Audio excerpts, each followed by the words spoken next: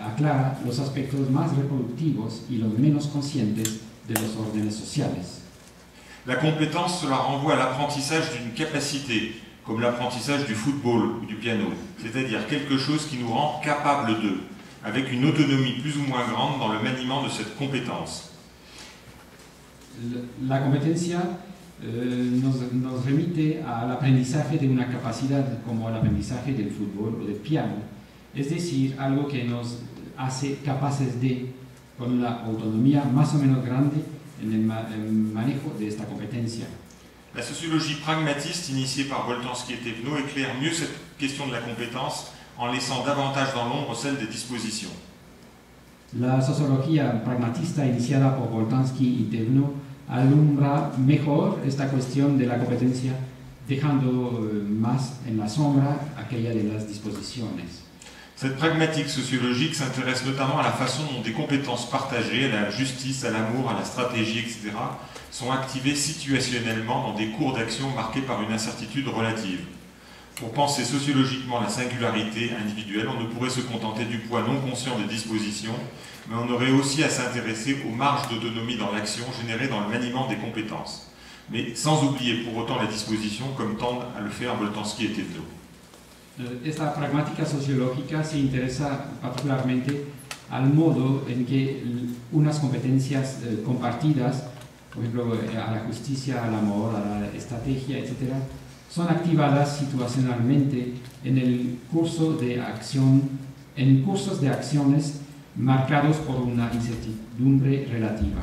Para pensar sociológicamente la singularidad individual, no podemos conformarnos con el peso no consciente de las disposiciones, pero uno tendría también que interesarse a los márgenes de autonomía en la acción generadas en el manejo de competencias, pero sin olvidar, por lo mismo, las disposiciones como tienden a hacerlo Boltanski y Thévenot.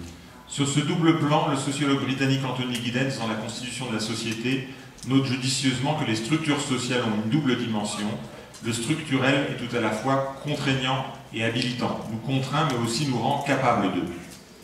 Sobre este doble plano el sociólogo británico Anthony Giddens, en La Constitución de la Sociedad en 1984, anota con justa razón que las estructuras sociales tienen una doble dimensión. Lo estructural siempre es a la vez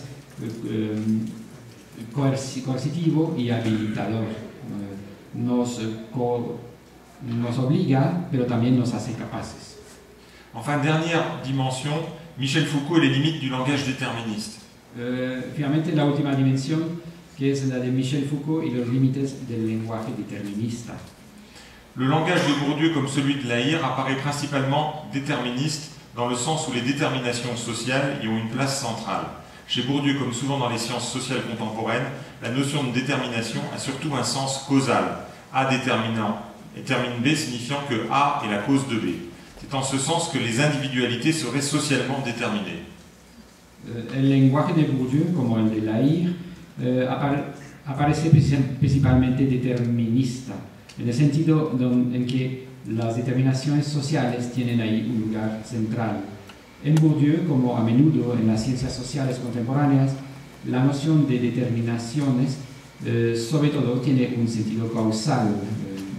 Por ejemplo, A determina B, lo que significa que A es la causa de B. Es en ese sentido como las individualidades serían socialmente determinadas.